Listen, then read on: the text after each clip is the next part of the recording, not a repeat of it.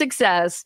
Find out more by clicking their icon at DeWittDailyNews.com. DeWittDailyNews.com is the area's leading local news source 24 hours a day, 7 days a week. Get the latest local news, obituaries, police splatter, weather forecast, and more with no paywall. Head to DeWittDailyNews.com to get the local information you need to know. From the newsroom of Regional Radio and DeWittDailyNews.com, I'm Ben Hubbard with this expanded morning newscast.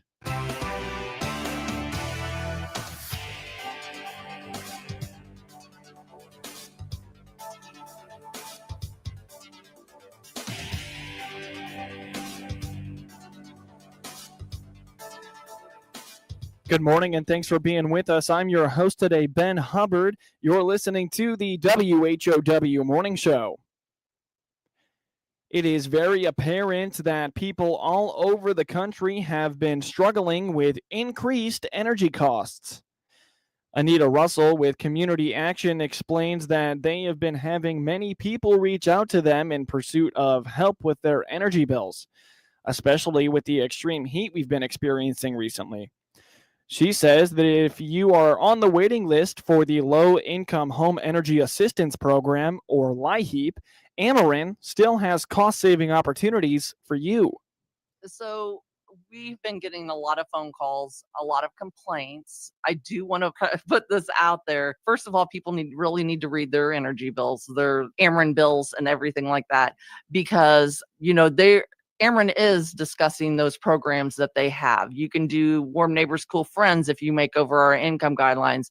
Like I said, they've given us this $150, which does not seem like anything compared to what the bills are that we're getting. But it is a little bit of relief because a lot of people can get on that low income payment agreement until they can get in for LIHEAP. I've seen on a lot of customers that are calling in, the down payment that they want to get on this payment agreement is $145. Well, we're pledging $150. Now, all you have to do is call Ameren to be able to, get on that payment agreement until you can come in for LIHEAP. Russell says that it is their goal and Ameren's to keep you from being disconnected. She reminds that as you look at your energy bills, it is not Ameren that decides the cost of electricity.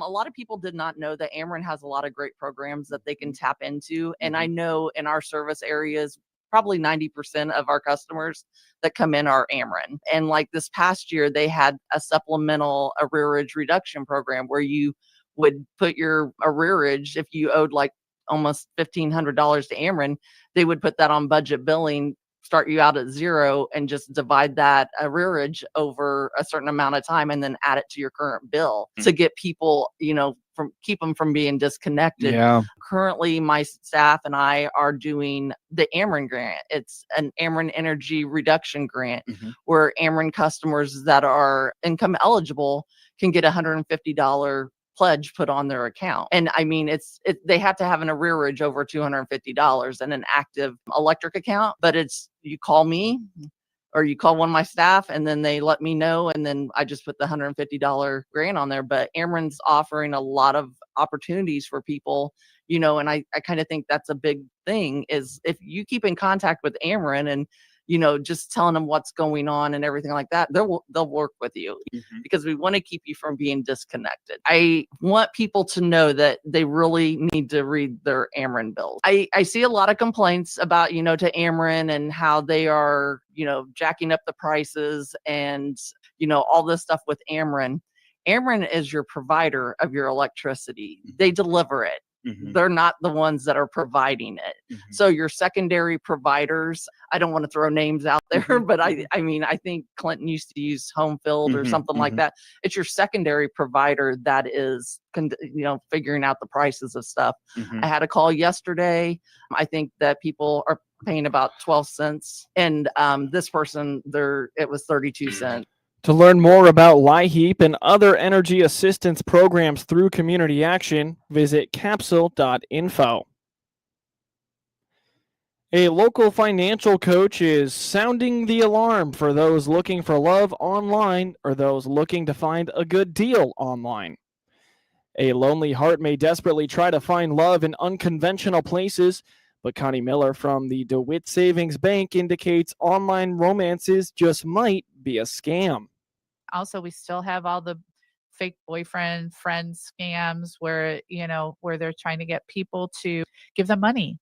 So they will do things like tell you, a romance online or whatever, like through one of those websites. And then they're not legit. They'll do stuff like give you money, like say, oh, can I borrow $100? And they pay you back. And you think, oh, this person's really good at paying me back. I trust them. And then it gets bigger and bigger. And then they do the big one and you don't get that money back. And that's very common. It's more common than you'd realize. It doesn't, that one, young people, yes, they fall for it, but we see a lot of elderly people fall for it as well. According to Miller, Facebook can be a real trap in a lot of ways.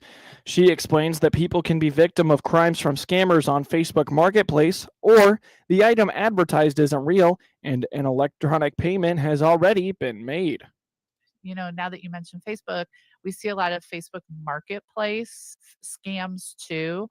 I have a stepson who is a police officer in the Peoria area, and he was telling us that they've had a rash of Facebook Marketplace scams where you think you're meeting someone to sell them something and they rob you right there. They take the item and leave and don't pay you. Also, we hear people say, oh, well, I just left it on my porch and they're going to pay me later, that kind of thing. And it doesn't happen. They just take the item and don't pay you. If you're going to do some kind of marketplace transaction, make sure it's at a near police station or a common area, not your home, because they could be casing your home as well.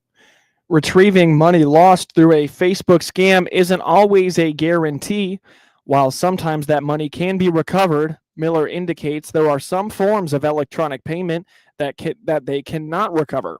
She encourages contacting your financial institution as soon as you think you may have been a victim of a scam. She also encourages verifying the item or items you want to purchase on a site like Facebook Marketplace is, in fact, real. When your school is a part of a football co-op, it can make your homecoming celebration a little different. On the WHOW Morning Show Tuesday, Mount Pulaski School Superintendent Mr. Jason Spang told Regional Radio that while their homecoming celebration does share similarities with other schools, their football co-op with Unity Christian means they don't get to host a game this Friday. He indicates that it will be replaced with a home soccer game this Thursday. Just like other schools, we have different, dress-up days and theme days, throughout the week. I think our homecoming court's going to get announced towards the end of this week as well, and our students have been voting on those things. And so I know we have a home soccer game on Thursday. It's a little different for me because, attending Merle Forsyth, we always had our own football program. So typically, the football game on Friday night was the culmination of your homecoming week. And then obviously the dance on Saturday. Then you have volleyball games and other contests during the week.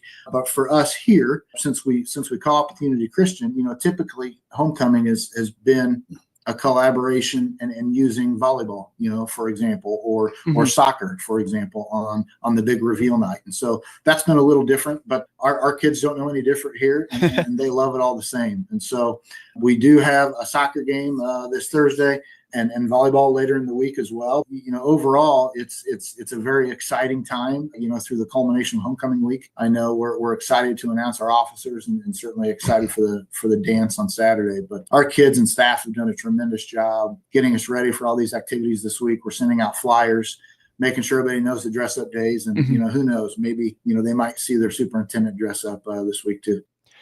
Spang mentions that homecoming is not just a celebration for high schoolers. Students in the entire district, as well as former Mount Pulaski Hilltoppers, are engaging with the schools and showing their pride. Absolutely. I think we can all, reflect and think about what homecoming was like for us as adolescents. You look up at those high school students and they're your heroes. It's people you look up to academically, extracurricularly, all those things. And so, but in retrospect, those are the younger levels. Your older levels are even alumni, right? I can remember back when I was in college, I was so excited to go back for homecoming, and that goes fast. And so whether you have generational families in your community that always kind of live here and they're just excited to come, support their younger siblings or their cousins or neighbors across town who they know, or, whether we have students in college, we've got students that go to U of I, that go to Illinois State, that go to Southern, and they're always excited to come back as well, just to share. Life and education is about relationships. I learned that a long time ago, and certainly the relationships that molded our minds of our youth, whether they're still in our buildings and they're yet to graduate, or whether they've taken all that leadership that we've tried to bestow upon them. The Hilltopper soccer team will take on the Blue Ridge Knights on Thursday evening at 4:30 p.m. to celebrate homecoming. Learn more about this week's celebrations in Mount Pulaski by finding Mount Pulaski Schools on Facebook or visiting mountpulaski.k12.il.us. Collegiate Farm Bureau kickoffs are taking place throughout the state, including Kaskaskia College, where Rachel Donahoe is the Collegiate Farm Bureau president. So with being in it already a year before, I've kind of already seen the benefits of being in Collegiate Farm Bureau.